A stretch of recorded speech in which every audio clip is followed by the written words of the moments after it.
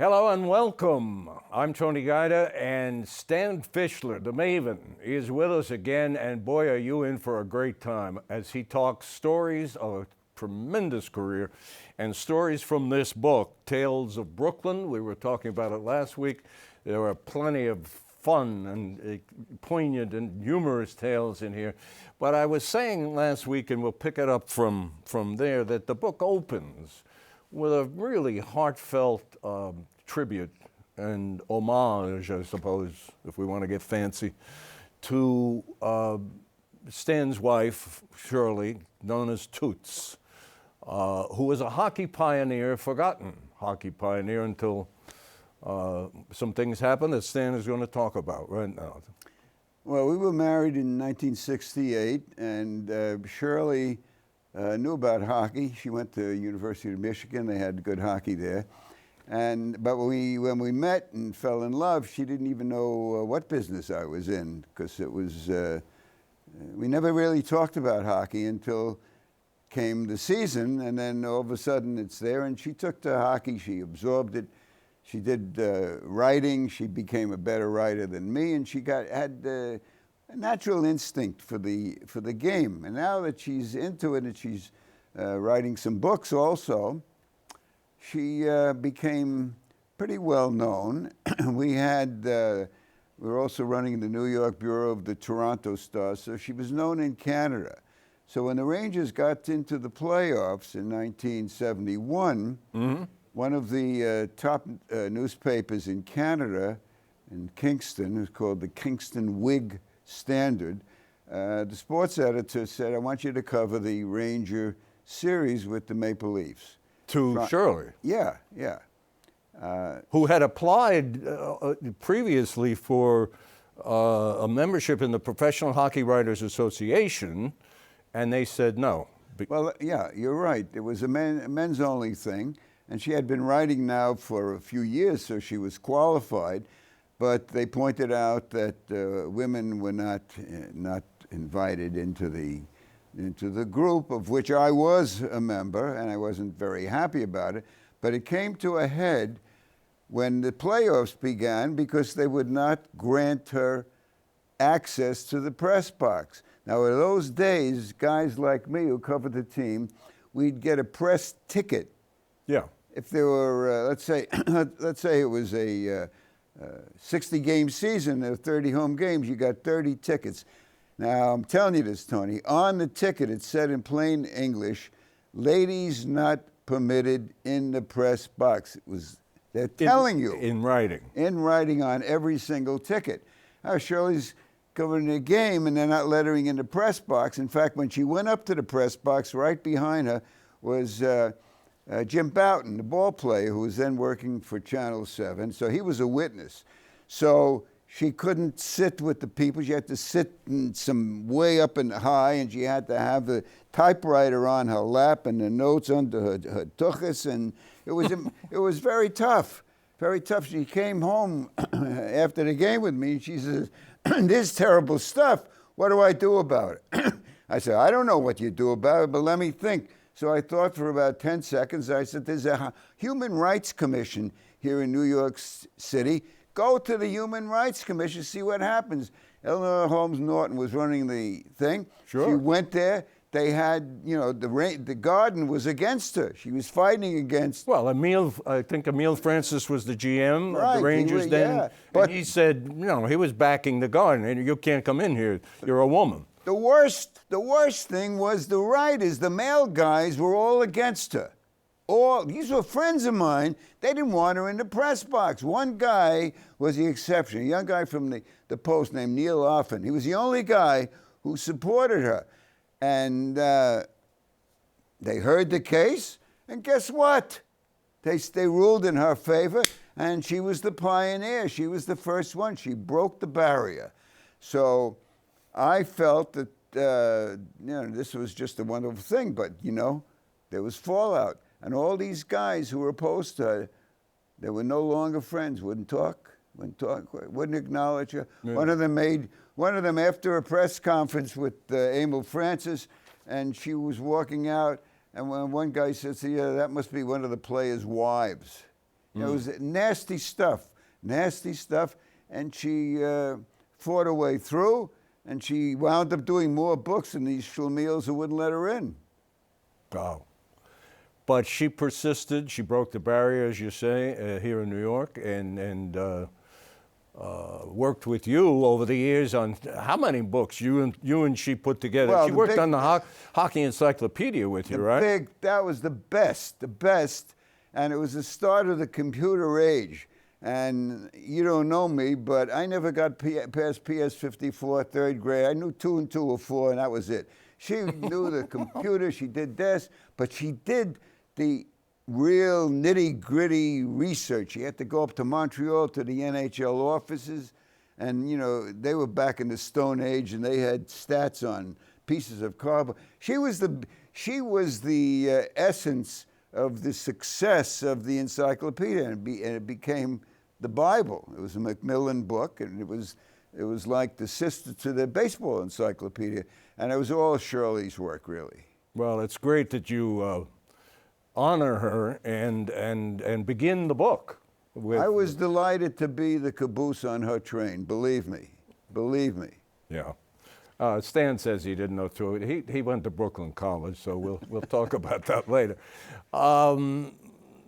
There's a story. I mean, you lived at in the Tales of Brooklyn. We learn of 582 Marcy, where you lived, where the Fischler family lived, a 3-story brownstone, and I guess it reveals more about this man and his love for hockey because you painted a couple of maple leafs on a brick wall out back. What we had a backyard, wasn't too much, and at the end of the backyard was a brick wall from a garage which was around the block. So we had this big brick wall. I was a crazy Maple Leaf fan starting in '42, and this was about 1950, and I was an insane fan.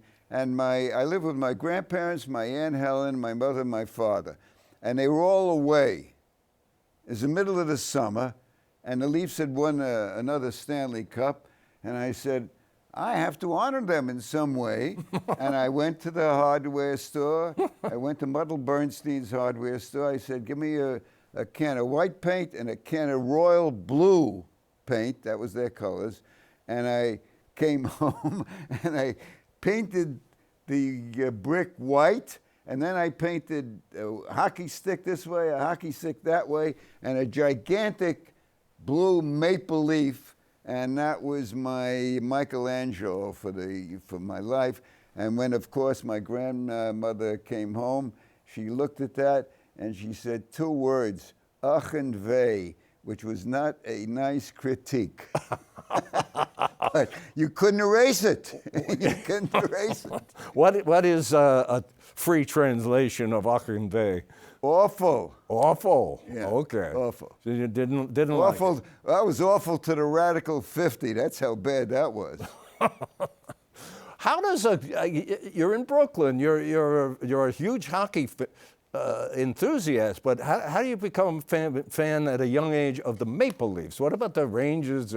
Because in '42, my 10th birthday, my parents gave me 2 gifts. One was a little Philco radio, about this big, and they gave me a scrapbook which had a 3-dimensional Indian on the cover. And these were the essence of my development as a historian, because on my little radio I was able to pick up CBL Toronto and hear the great Foster Hewitt, who was like the dean of all hockey announcers, announce the games. And these guys had wonderful nicknames that you wouldn't hear in Brooklyn.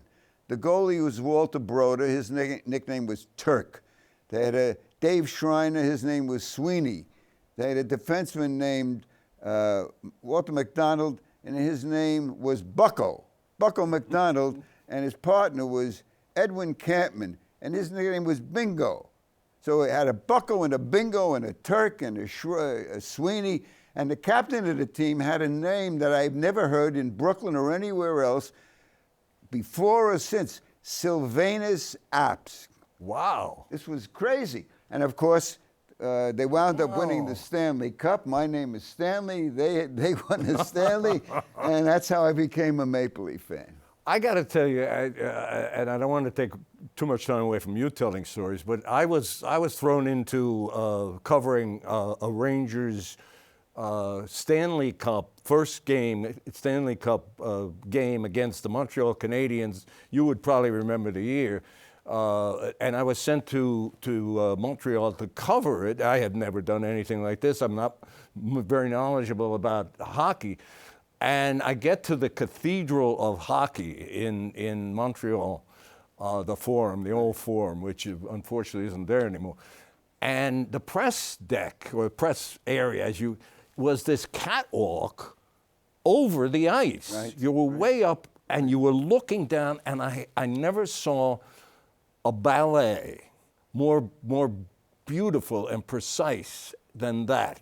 As you're looking down on these men skating, and you can see what they're trying to, you can see the formula, you can see it all. It was just an extraordinary experience. We call it artistry and rhythm. Yeah. The Rangers won that game in Montreal, and then the Canadiens won the next 4. So, yeah. Anyway, Tales of Brooklyn. You got another tale you want to tell? I got some requests, but what do you feel like doing? Well, yeah, I have a lot. One of my favorites involves Ketchup. And it started, I was covering the Stanley Cup final. This was 2001. We were in Denver with the crew. And it was the day before the game. And I'm having dinner with my producer, Roland Dratch. And I had French fries and whatever. And he said, "Why are you putting so much ketchup on those fries?" That's way too much ketchup. I said, "Because I'm getting even with Max the waiter." Now, Max the waiter this was during the war. S&L Deli was the best kosher deli in the area. It was on Marcy and DeKalb. And both parents worked. My grandmother used to take care of me, but once a week she'd go downtown Brooklyn, and they'd give me maybe a half a buck max to get my lunch. You know, come home from school for morning, go to lunch, go to S&L Deli, and then go back to school. So it was about 1943, and I ordered the same thing all the time: bologna sandwich and French fries, and got the ketchup, and I'm pouring it on, and all of a sudden this hulk of a guy, who was Max the waiter, there was only one waiter there, Max comes over, and he's looking at me, and he says, "Don't you know there's a war on?" What? You're using too much ketchup? Too much ketchup, because in those days we had ration books and this, Yeah. and I was humiliated beyond belief. I was stunned to the core, and as soon as the war was over, I started getting even with Max, and I'm still getting even with him with my ketchup. I always do a little more, just for you, Max. You remember just for that. you, Max. I hope you're watching. Don't you know there's a war on? God. There's so many great stories in Tales of Brooklyn. Let's move to baseball, because he was a huge fan, of course, of the Dodgers. And you have a story in the book where you refer to Ebbets Field as the field of sorrow and joy. Well, the Brooks were a wonderful team.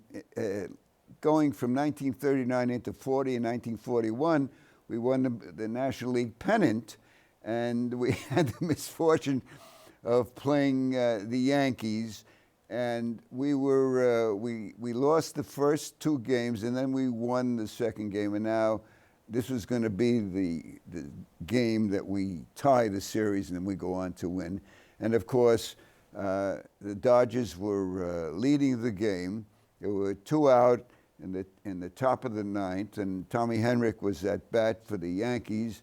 And with 2 out, when you swing and miss, the game is over. Oh, you're going to talk about... the game wasn't over because Mickey Owen, the catcher, lost the ball. Mickey Owen dropped and the third Henrich strike. beats to first base, and the pitcher, Hugh Casey, was the best reliever in the National League. And Leo DeRocha was the manager, and everybody froze. And DeRocha should have gone out to the mound and calmed them down, But he didn't go out to the mound, and he later revealed it was the biggest mistake of his life. And Hugh Casey, the pitcher, was a hothead. And he was furious at what happened. And instead of cooling down, Joe DiMaggio gets up next. And DiMaggio hits a double, and we lost the game. A game we won. He struck out. Mickey Owens. Ninth in the inning. How do you lose a game? Only in Brooklyn could that happen. And I still have a scar here. Yeah. And I have to tell you, I don't know about you, but I was so very happy when the Yankees got beat. Just the other day? Yeah. We never forget. Yeah. We never forget from Brooklyn. Of course. Well, I know about sorrow, I think, myself, because I'm a Mets fan from like 1967. Right. And we saw how they collapsed this year. Yeah. But the book, come back to the book, and there's another great photo. We talked last week about the photo of Stan in skates on the front at age 4. But on the back, there's a photo of Stan on the roof of Ebbets Field. And you're taking notes. What are you doing on the roof? So we won the World Series finally in '55, and now I'm with the Journal-American newspaper, and we're getting ready for the new season. You know, we're now the world champs. So my editor said, I want you to go to Ebbets Field day before the opener, and I want you to do a story on how they get the field ready for the new season. So I got my photographer, Dick Hoffman. We go down there. I'm interviewing the groundskeepers. We're taking pictures on the mound and all that. I had everything I needed. I was ready for him to say, let's go back to the paper. You do your story. He says, no. He says, what I want you to do is go up on the roof with me. Now, Dick Hoffman didn't know I was not good with heights, but what am I going to do?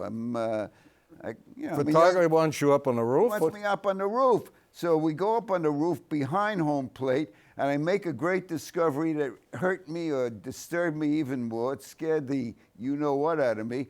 The roof wasn't flat. It was on an angle, so the rain, and he's schlepping me along now. He says, he says, why don't we go to center field? Do you know what that meant? We went all the way to left field and blah, blah, blah. Now we're at center field. On the roof, you do. On the roof, above the bleachers, and there's these big lights. They had 3 rows, the night lights. He says, I want you to get up on the ladder, take a picture. So I go up on the ladder. Of course, I'm very nervous. And he says, no, I want you to go all the way up to the 3rd tier, the top tier, and I want you to make like you're taking notes on the lights. Well, when I got up to the, I don't know how frozen I could have been more than that. But I did what he said. He took the picture, and he says, okay, we're done. So I had to come down this ladder. And as I was coming down, this part of my jacket caught on, and all my notes were in my pocket. And when it caught on, the notes started to fall out. So what's your natural reaction? I wanted to get the notes, but I knew that I was not Superman. I wasn't Icarus. I didn't want to go. I didn't want to see if I could fly through the air with the greatest of ease. So I finally came down, and I got the notes. They were all over this center field grass, and that was my adventure at Ebbets Field behind that picture. Well, I hope you wrote that part of it maybe as a side column to the story about how to get the field ready, because this is a lot more exciting. Yes, I did.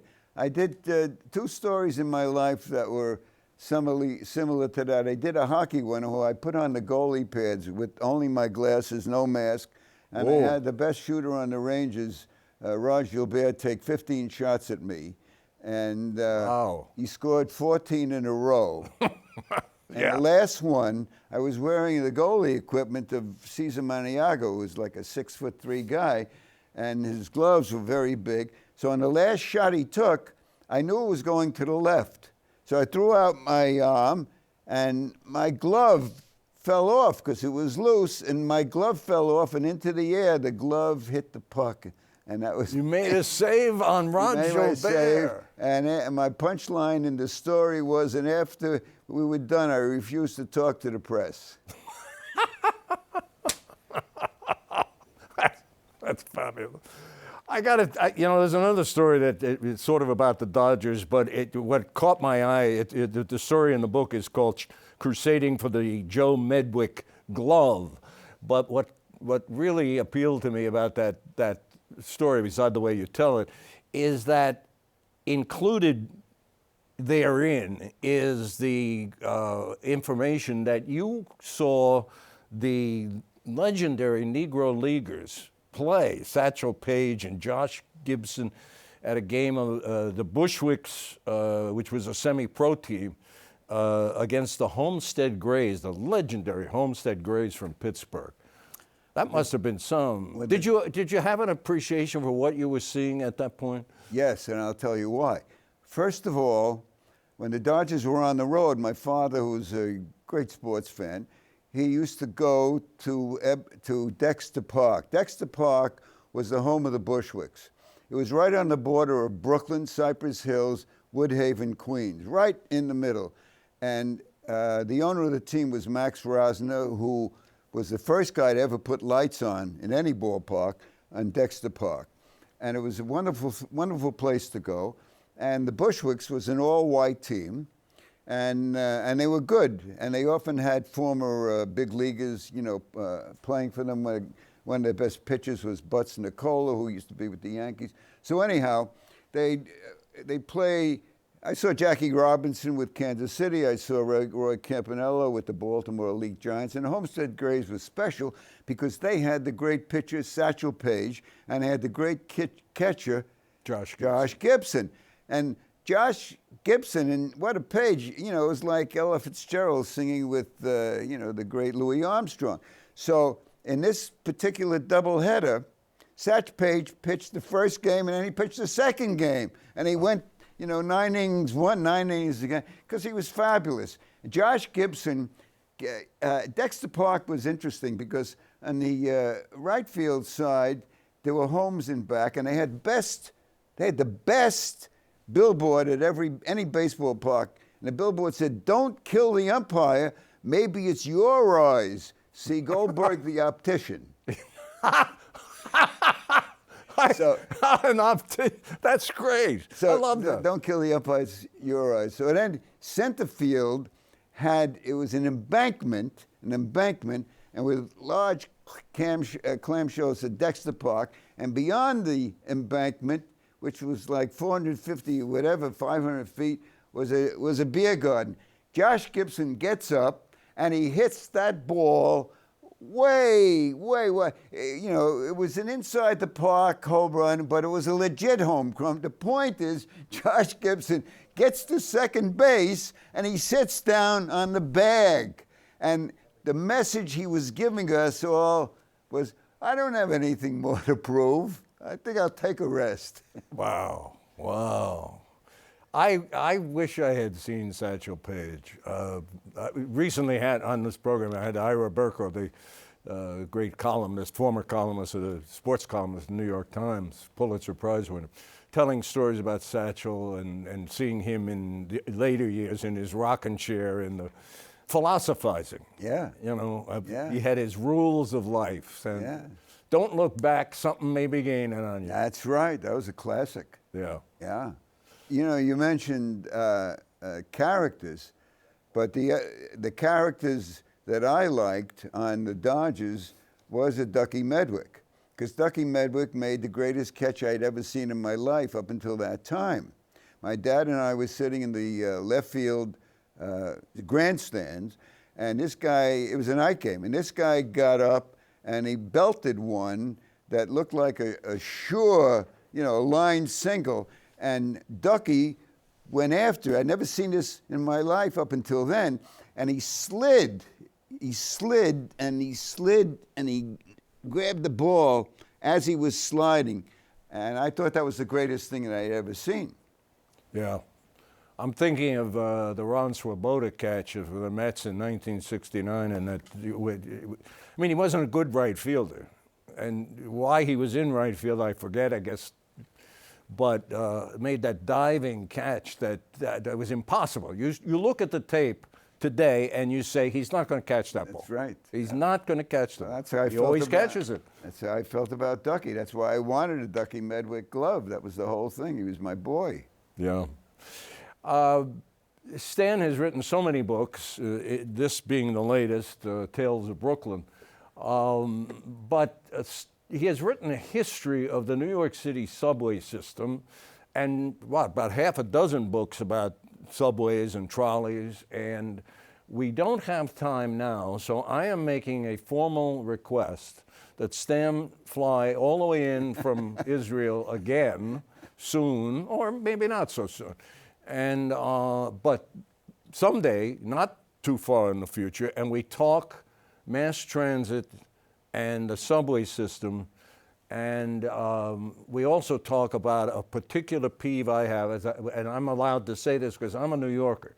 I'm a Bronx kid and I'm a New Yorker, and New York is not a world-class city, in my view, if it doesn't have a high-speed train from the airport, JFK, to downtown. But the mass transit Maven here can contradict me or whatever. You're right, but there nearly was. But nearly, but we don't. Yeah, you're right. I'm with you 100%. 100%. Was Moses to blame, Robert Moses? Well, yeah, he was, because when they opened the World's Fair in 1939, they built a spur that went to the fair, and all it had to do was extend it, mile whatever, right to LaGuardia Airport. And instead of doing that sensible thing, they ripped up the tracks, and that was the end of it. Yeah, Robert Moses didn't like mass transit. That's right. Anyway, there's so much to love about Stan Fischler, and I love that you've been here today to talk with us, and I thank you. It was my pleasure. My father would say, my pleasure is pinochle, but my pleasure is talking with you. I used to like pinochle myself. Stan Fischler, ladies and gentlemen, the Maven. Thank you for watching. We'll see you next week.